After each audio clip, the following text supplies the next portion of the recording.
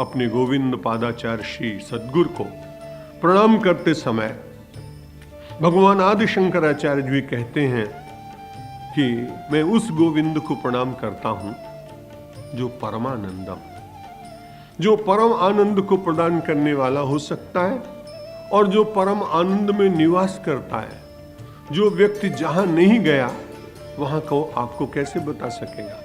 यदि किसी व्यक्ति ने हिमालय की यात्रा नहीं की तो वहां जो शीत का अनुभव उसने किया वो केवल भौगोलिक पुस्तकों के पढ़ने मात्र से तो उसका ठीक वर्णन नहीं कर सकता। जो व्यक्ति वहां गया, सौम्य वातावरण का अनुभव किया, वहां के शीत का अनुभव किया, वहां तपश्चर्या करने वाले पूर्व ऋषियों के परमाणुओं का अनुभव किया, वो व्यक्ति आने के बाद जब कभी हिमालय का वर्णन करेगा तो वो बड़ा प्रामाणिक होगा। लेकिन केवल पुस्तकों के आधार पर जो वर्णन किया जाएगा उसमें कहीं न कहीं कुछ कमी रह जाएगी। एक सत्य घटना आपको निवेदित करता हूं। हमारे कुछ मारवाड़ के बंधु हैं, उनमें से कुछ 2-4 लोगों ने मन में विचार किया कि लंदन चले। पैसा खूब है, जाने की तैयारी की, लेकिन कैसे बात करनी चाहिए उन लोगों को शायद बहनों को मालूम नहीं था। हरियाणा के बगल के रहने वाले लोग थे।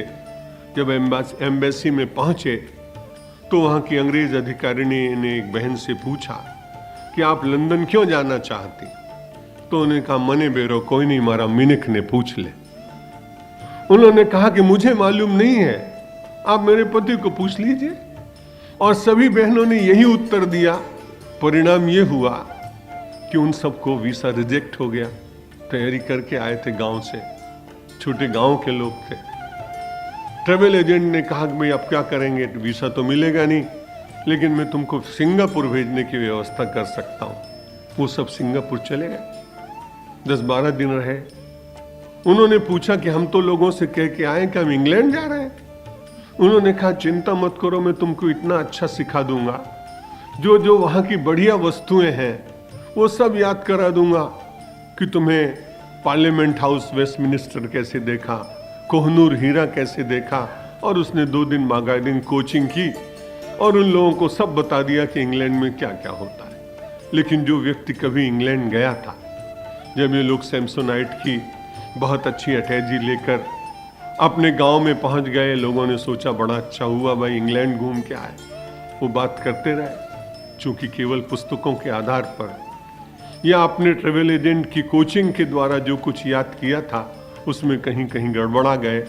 इसलिए लोगों को पता लग गया। फिर एक ने पूछा सच बताओ, क्या तुम सचमुच इंग्लैंड होके आए?